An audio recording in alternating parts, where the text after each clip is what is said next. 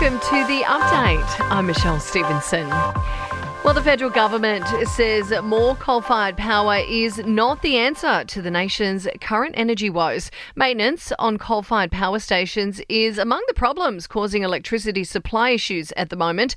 Energy Minister Chris Bowen says the previous government failed to invest enough into renewable energy. There hasn't been enough investment in storage. Yes, you can say the wind doesn't always blow and the sun doesn't always shine. Well, the rain doesn't always fall either, but we manage to store the water. We can store the renewable energy if we have the investment. And that is investment that has been lacking for the last decade. That's the problem. Well, PM Anthony Albanese says his focus right now is keeping the lights on. We're working with the energy operators to make sure that we avoid that happening. That's why you saw the intervention yesterday, which is there. We understand, though, that you've got to be straight with people as well.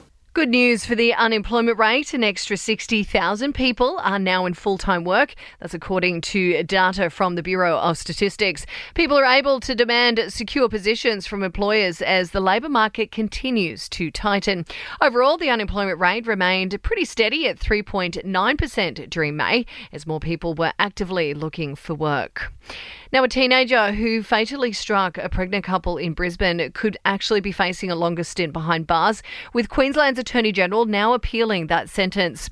The now 18-year-old was handed 10 years with a petition calling for an appeal, garnering more than 47,000 signatures. We could be asked to roll up our sleeves for a 5th and 6th COVID vaccine dose, with follow-up jabs to be especially beneficial for the immunocompromised.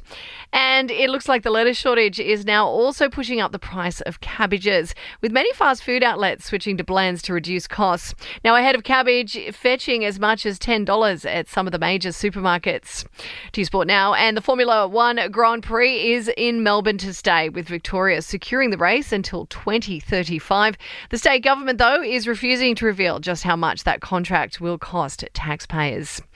In your entertainment news, and new photos of Tom Hanks have sparked fears about his health. It's not known if the actor is dieting for a role, but he has been photographed looking pretty gaunt while on a stroll in New York, as well as shaking at a promotional event for his new Elvis biopic. And apparently Kim Kardashian has been spotted in far north Queensland. The reality star is said to be joining her boyfriend Pete Davidson, who's currently in the country to shoot a movie. Now, they were shooting a movie with Orlando Bloom. Katy Perry and Orlando Bloom already arrived yesterday. But Kim and Pete were apparently spotted popping into a Cairns cafe for breakfast. And that's the latest from the Nova Podcast News team. We'll see you tomorrow morning for another episode of The Update. I'm Michelle Stevenson.